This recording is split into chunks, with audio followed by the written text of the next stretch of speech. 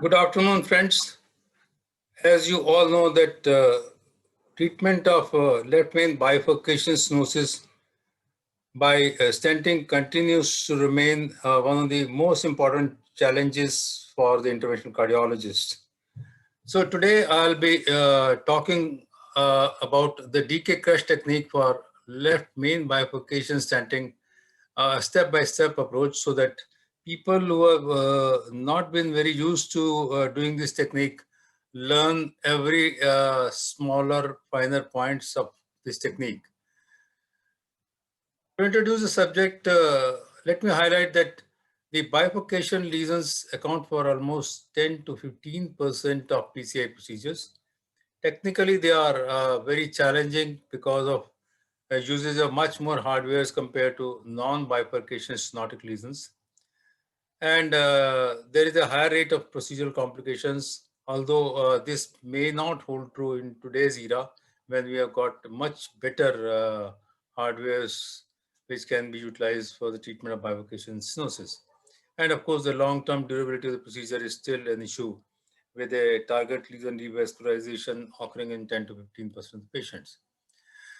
Now, amongst the bifurcation, one of the biggest challenges continues to remain is this, the distal left main bifurcation stenosis. These comprise almost two-thirds of all stenotic lesions in the left main coronary artery. And as compared to bifurcation lesions elsewhere in the coronary tree, treatment of left main bifurcation stenosis still remains or is in fact much more tedious, very challenging, and any error in the judgment or during the procedure can lead to serious adverse hemodynamic compromise on the table, culminating even in the death of the patient. Basically, we have two strategies to treat left main distal bifurcation stenotic lesions. One stent strategy where you stent only the main branch and the side branch is stented only if there is a need. It's called provisional stenting of the side branch. And the other one is a two-stent strategy where we intentionally stent both the main branch as well as the side branch. This is a flow chart to tell you how do we select the technique. Well, if there is a significant stenosis involving the side branch, well, if it is there, then you look at the suitability of the side branch stenting. And the suitability is decided by if the side branch is more than 2.5 millimeter or fractional flow reserve is less than 0.75.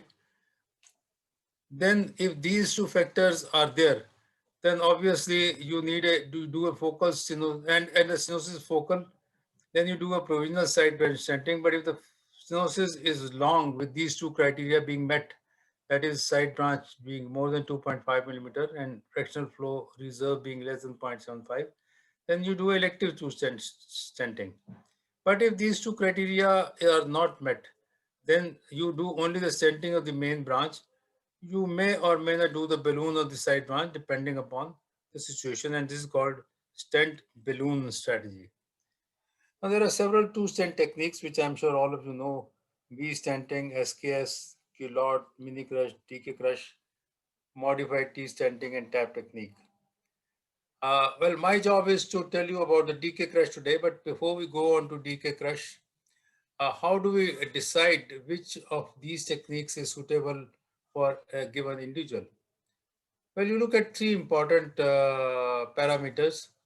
One is the relative size of LMCA, LAD, and LCX branches.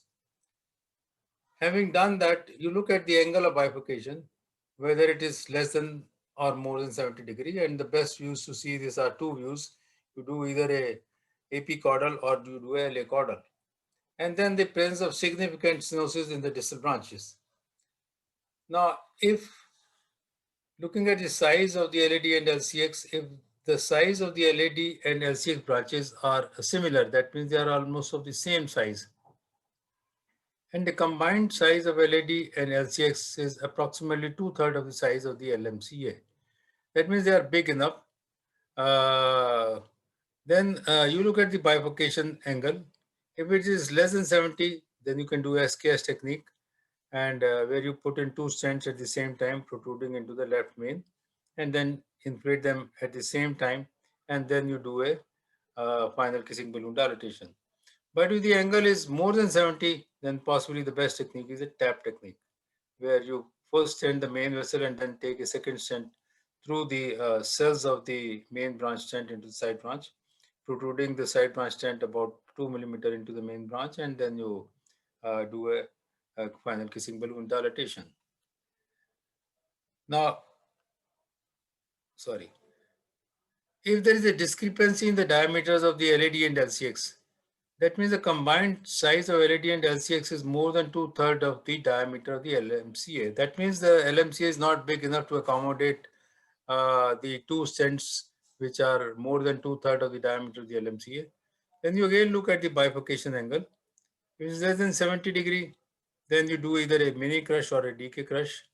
But if it is more than 70, then you can still resort to T-stenting and tap technique. I would like to re-emphasize here that these techniques are just to guide you which of these techniques is more suitable for a given individual. It does not mean that you cannot do a mini crush if the angle is 90 degree or 80 degree. No, it is not like this. I think you have to get used to one particular technique or two particular techniques, and try to do more and more cases of that technique so that you are a master of that technique and you don't make any errors during the procedure. Now, coming to the DK crush, which is the subject of my talk today, well, it was first described by the Chinese literature in 2005, and but it gained popularity in 2007 after the interventionists realized the limitations of crush and then the mini crush technique. Now, I'll go straight away onto the technique itself. Now, this is a angiogram of the left coronary system, where you see that there is a high-grade stenosis of the left main distal, which is looking very soft. A very high-grade stenosis at the origin of the LAD, which seems to be possibly a ulcerated plaque or maybe some amount of thrombus, and also a significant stenosis at the origin of the circumflex, which is extending for about 7-8 millimeter beyond the origin of the circumflex. So the first step is you look at the baseline angiogram very carefully. Having done that, you place guide wire in both the branches. You should always take a 7 French guiding catheter when you do a DK crush technique. Now, having placed the guide wires, you may have to do a debulking depending upon the situation of the or stia of LED or circumflex or both. Well, in this case, we did a cutting balloon dilatation of the LED ostium, and you can see the cutting balloon in place. But in some of the cases, you might have to do a rotablation or any other technology depending upon whether it is a calcified or a fibrotic lesion. Now, having done that, there is a post cutting balloon result. You see, is much better looking vessel now. Then you place a DES, take to one drug-eluting stent of an appropriate size, and I will come on to these minute details at a later part of my discussion. You take a DES and push it on the wire, which is in this case LED. I have done the LED because I have considered LED as a side branch because LED is a relatively smaller artery. So you take a stent DES on the wire which is going into the side branch and place it appropriately, covering the entire length of the lesion, but seeing to it that the proximal part of this stent is protruding into the left vein by approximately 2 millimeter. As you can see here, that the LED stent is protruding into the left vein by about 2 millimeters. So now, while you have done this, you must always keep a balloon in the main vessel. Here I have kept the main vessel as the circumflex. So you must always park a balloon distally into the main vessel, because you have to crush the protruding part by the balloon in the main vessel. And this is only possible by pulling the balloon, not by advancing the balloon later on. And this is a cartoon which also shows you similar thing, that the stent is protruding into the side branch stent is protruding into the main branch. Having done that, you deploy the DS in the side branch, which in this case I am repeatedly saying is LED, protruding 1 to 2 millimeter into the left main. And you have a NC balloon which is parked, you can see here in the main branch, which is the circumflex. Now, once you have deployed the DES, you take the size of the stent and the pressure which is optimal for that particular vessel, which we will talk about in a short while from now. Having done that, you do a now you pull the balloon of the main vessel of the side branch that you have where you have deployed the stent. You can see that the balloon of the side branch is being pulled back into the guiding catcher. Some people like to pull out even the wire also, but I think that is an individual's choice. Then you pull the balloon of the next step.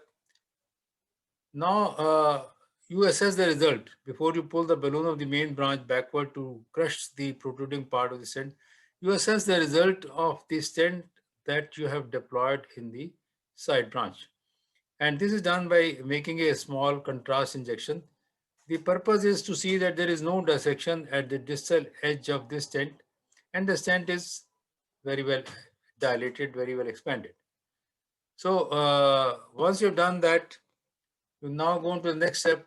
You have to crush the protruding part of the stent, which you have deployed into the side branch. So this is done by a balloon which is parked into the main branch.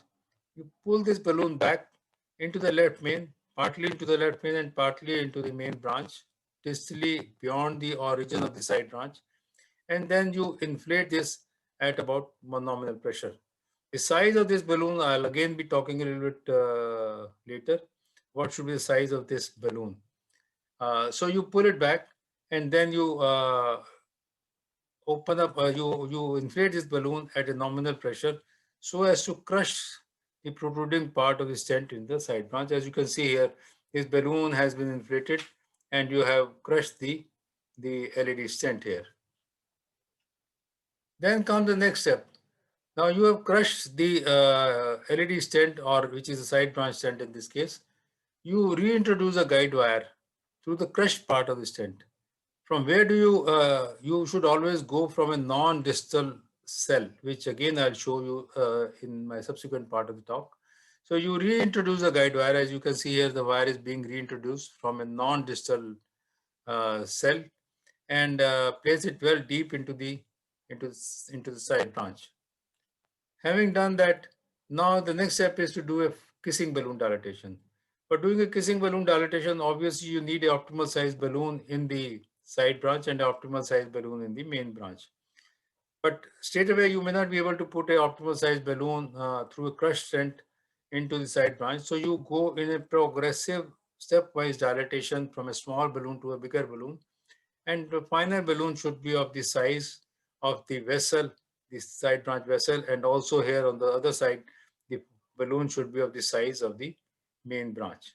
So then you inflate both these balloons at the same time, called the first kissing. Now this is a stepwise progressive kissing dilatation. You can see here in the cartoon also that the two balloons have been inflated at the same time, and this is the real time where two balloons have been inflated. Now, having done that, now you withdraw the balloon from the main branch. Now you don't have anything in the side branch also. You withdraw the balloon of the side branch also. Let this wire remain here, and you take a optimal size stent, which covers the entire length of the stenosis in the main branch, that is left LMCA in this case, and also extending well into the stenosis in the main branch beyond the bifurcation, which in this case is a circumflex.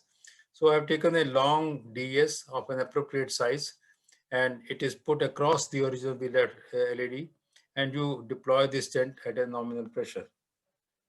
So this is called the second crush. The first crush was done by a balloon. The second crush is done by a stent. So having done that, you now rewire the side branch through the through the stent which you have deployed into from the left main into the circumflex. So here you have to now cross it from the cells of this stent as well as through the crush part, which you, of course, you have now opened it up previously. So you get a wire down, which is not very difficult. It goes on easily, provided your stent is of a good cell size. So having done that, you open up the cell of the stent that you deployed from LMCA to circumflex. And then you go in for a final kissing balloon dilatation. And having done the kissing balloon dilatation, you look at the final results before you do a report. Now, this is the after doing the report, the assessment of the result after bifurcation stenting. This is after withdrawal of the two guide wires.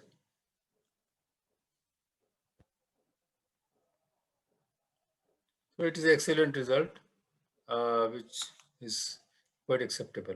Now, this was an overview of the DK crush, but let me tell you now the final tips which are of utmost importance in producing an excellent result, which has got a long-lasting durability. The first step is a side branch stenting. Now, when you are doing a side branch stenting, now in this case, this is the side branch and this is the main vessel, which is going into the like this beyond the bifurcation. So you have wired both the side branch as well as the main branch, and you have kept a balloon in the main branch beyond the bifurcation, and you are now deployed a stent into the side branch. Okay. So when you're doing a side branch stenting, what should be the size of the disc? The disc should be sized 1:1 according to the side branch diameter. This is the side branch diameter. So you don't have to size it according to the main vessel diameter. You stent size of the side branch is assessed and deployed according to the size of the side branch diameter. That is the more important point. And the length should be such that it should cover the entire length of the stenosis. Okay. And should also allow you to protrude about 2 millimeter into the main branch. These are the 2 or 3 important steps that must be kept in mind while deciding about the make and size of the stent in the side branch. While you are positioning the stent, you should ensure that the stent should protrude into the main branch by about 2 to 3 millimeter. Now, once you are deploying the stent, you pull the balloon back. But before you do that, you have to keep a balloon parked into the main branch distal to bifurcation for crushing the protruding part of the side branch stent.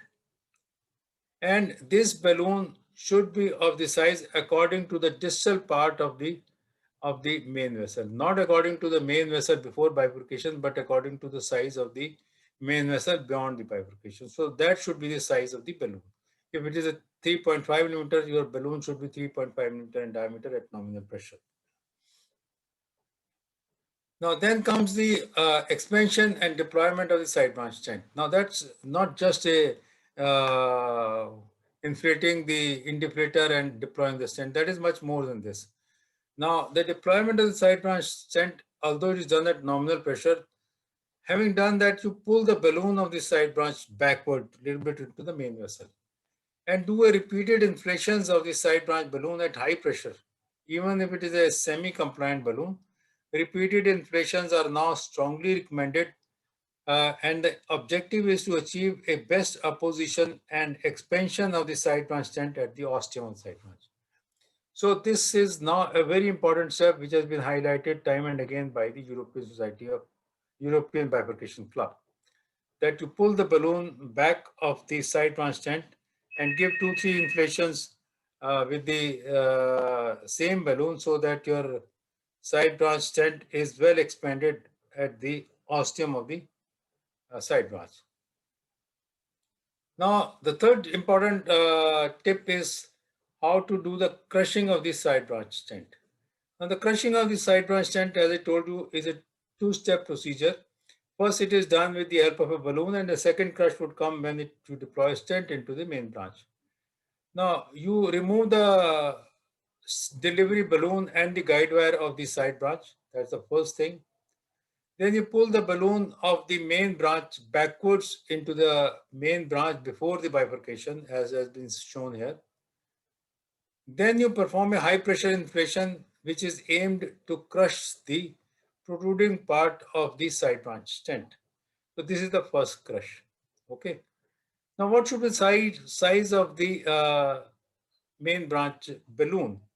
Now, the balloon size should be large enough to be able to crush the side branch stent. Now, if it is a 3 millimeter or 3.5 millimeter distal vessel and 4 millimeter, well, it is good to take a 3.5 millimeter balloon so that you are able to expand it up to about 3.6, 3.7, and you are able to crush it reasonably well. But you need not take a 4 millimeter balloon, because then you may cause a little bit of dissection in the main vessel beyond the bifurcation. But it should be of reasonable size. Then comes the having crush. You have to now rewire the side branch stent, which you have already deployed. And this, as I emphasized previously, it should be done with an appropriately bent wire at the tip of the guiding coil, at the tip of the guide wire. And the aim is to enter the side branch through a non-distal cell. Now, non-distal means through the proximal part here. Not distal is this part, and the non-distal is proximal part. So while in tap technique you cross it into the distal part, whereas in all crush techniques, mini crush or DK crush, you cross the and place the guide wire into the side branch after crushing it through the non-distal stud. That means from the more proximal part of the crush part. Then we have to look at how to do properly the first kissing balloon inflation. For doing a first kissing balloon inflation, you have to first open up the cells of the crush stent by progressively increasing sizes of the balloons. You start with a 1.5 millimeter or one, whatever is the appropriate size you consider is appropriate for that patient, and then do go on to 2.5, and then final size of the balloon here should be of the size of the stent that you have deployed. That's if it is 3 millimeter, you have to keep a balloon of 3 millimeter here. So you take the balloon here and you take a balloon which is already there in the main branch, and you do a kissing balloon inflation, which should be done according to the sizes of the balloons in the side branch as well as in the main branch distal to bifurcation. And this size should be 1:1. And you inflate both the balloons at the same time. Now, earlier it was said that you inflate them at the same time, but this step is now a little bit modified. You first do a sequential balloon dilatation. That means you first inflate the balloon in one branch, then inflate the balloon in second branch. That means first the side branch, then first the main branch, or vice versa. And then finally, you inflate them simultaneously and deflate them at the same time. That's been very aptly emphasized by the European Bifurcation Club, that you finally inflate and deflate at the same time so that your shift of the carina is minimal. Then we have to talk about the main vessel stenting. So you have already deployed a stent here into the side branch, you have crushed it, you have done a kissing balloon inflation. Now you have to deploy a stent into the main branch from before the bifurcation, that is proximal to the bifurcation, to the main vessel distal to bifurcation, covering the entire length of the lesion. So you advance an appropriate size stent into the main vessel and position it across the ostium of the side branch, as has been shown here. Now it should cover all of the proximal main vessel stenosis. That is very important, because sometimes if this is the left main and if you're not covered well into the left main, then it may be difficult for you to do a pot. Some people like to cover it right from the ostium of the left main, but that I think is still a controversial issue. I would not like to cover it at the ostium if the ostium is not diseased, because if you cover right from the ostium, then while you're hooking with the guiding time and again, or you're pulling or pushing the balloons, then the proximal part of this stent, if it is deployed right from the ostium of the left main, can get distorted by the guiding catheter. So therefore, I like to avoid it if it is not disease. But if it is disease, yes, you have to do it from the ostium, and in fact, you have to then come out a millimeter outside the ostium also. So the length of the stent should cover the entire length of the stenotic lesion from the main branch before the bifurcation to the main branch after the bifurcation. And the size should be according to the distal part of the distal part of the main vessel. It should not be according to the proximal part before the bifurcation. It should be according to the distal part. And the stent should be such that it should be expandable to the diameter of the main vessel before the bifurcation. So here comes the importance of selecting the stent, because some stents can be expanded only by 0.5 millimeter, but most of the stents can be expanded by about 1.5 millimeter. So you choose a stent, let's say 3.5, and if your left main is 4.5, you are able to expand the stent by a 4.5 millimeter balloon into the main branch so that it is well opposed. So having done that, you repeat the pot, or you do what is called repot. Now this should be performed with the optimal size balloon. And if your, let's say the left main is 4.5 millimeter, you take a 4.5 millimeter balloon. That is one important point. The second important point is, where do you keep the distal end of this balloon? It should not, it should be at least 1 millimeter proximal to the carina. You should see that it does not hinge on the carina. It does not go on into one of the branches. So that should be kept in mind. So it should be kept about a millimeter or two proximal to the carina, but it should also not go out of the stent here. So you choose an appropriate size balloon, which should be appropriate in diameter as well as appropriate in length, and then go on to a high pressure balloon dilatation so that the stent which you have deployed from the main branch for the bifurcation to the main branch beyond the bifurcation is well expanded and is well opposed. Now then comes the side branch rewiring for a final kissing balloon dilatation. Okay, now you have done a first pot, and you have to now again you get an access to the side branch, and this should again be done with a guide wire with an appropriate bend so that it crosses the cell which is non-distal cell into the side branch.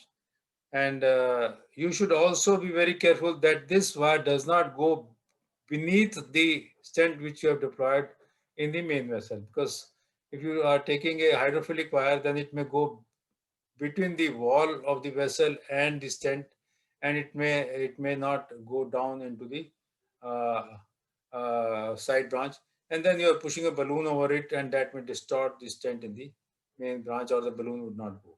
So be careful that it goes through the lumen, and then it catches the non-distal cell, and then you advance it into the side branch. Having done that, you now do a second kissing.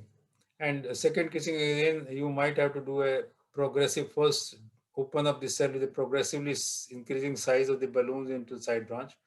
And here you have got a balloon which is of appropriate size. Let's say appropriate size means size according to the distal to the bifurcation, and then this should be sized according to the side branch size, and then you inflate in a sequential balloon technique. Alternate high pressure, sorry, alternate high pressure dilatation followed by a final simultaneous kissing balloon inflation and deflation at nominal pressure at about 12 or 13. So both the balloons should be inflated and deflated again at the same time. And then you do a final pot or a repot. For this again, you take a balloon of the appropriate size and appropriate diameter, which should fit into the left main stent, and you position the distal end of the stent just proximal to the carina, as I have shown you here. It's just proximal to the carina. You must use the NC balloon here in this position, and then you inflate at high pressure. You may go to 14, 15, 20, whatever is the pressure, and then so that your stent is well expanded and well opposed to the main branch. So these are some of the fine tips of the DK crush technique. And lastly, I'll quickly run through with these techniques. Another patient, this is the LMCA bifurcation moderate stenosis with the LAD having a long instant restenosis with a TIMI2 flow, and then there are distal lesions as well. And then there is the LCX, which is large dominant osteal 70% stenosis. So this is again a left corner angiogram with a distal bifurcation stenosis. You can see here you can see nicely distal bifurcation extending into the ostia of both the LAD. So then in this case we had to do a rota ablation because it was a instant stenosis. So we did first a rota of the LAD using 1.25 millimeter burr and then 1.5 millimeter burr. So while doing a rota of the one vessel, you have to pull out the wire from the other branch. That must be kept in mind. And then we did a rota of the circumflex. So in that case, we then pulled out the wire from the LAD and passed this wire into circumflex rota wire, and then did the rota of the circumflex ostium. And then we did a sequential balloon dilatation for instant restenosis before delivery of the DES. We wanted the ostia to be well opposed, well dilated. So now we delivered a long DES in the distal LAD first. We first wanted to do a distal vessels, which is always a principle that if you do a left main bifurcation using DK crush, the distal vasculature should be fixed first, and then you do a left main. So we first deployed a 38 millimeter stent into the distal LAD, and then we deployed a DES in the LAD, and you can see that this is the stent in the LAD, and here also the LAD has been taken as side branch, and this DES is protruding into the main vessel by about 2 millimeter. And then you check the angiogram before crushing the LAD stent. The angiogram looks that the distal vessel looks fine with a good T3 flow. And then you crush the proximal end of this protruding stent by a balloon which is parked here. You pull this balloon back and crush. This is the first crush. And then you again place a guide wire through a non-distal cell into the side branch, which you can see that I'm navigating a guide wire into the LAD through a non-distal cell. While you're doing this, you can see here that the balloon always remains parked into the main vessel, which is the circumflex. Then you did a kissing balloon dilatation, having opened up the cells with smaller size balloon first. So finally, we did a kissing balloon dilatation. So this is the first case. And then we positioned and deployed a DES from LMCA to LCS. We pulled out the balloon of this. We pulled out the balloon of this side also. Now only we have the wires here and the wires there. And then you deploy a long DES here from the left main to the circumflex, overriding the crushed part of the LAD stent. And then you do a check angiogram after this. So having done that, we swapped the wires so that were the wire which was in the LCX, we pulled it back and then recrossed through the non-distal cell into the LAD, put this wire into the LAD, and the wire which was in the LAD has been pulled back and has been pushed into the circumflex. It's called swapping of the guide wire just to save a wire.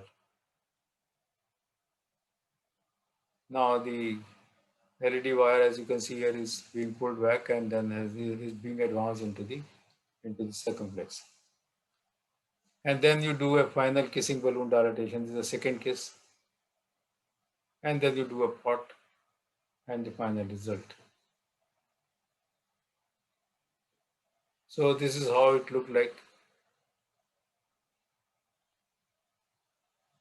Now these are some few problems with this patient. Developed some hypotension after 3 hours, a tachycardia, echo, and there was a mild pericardial effusion.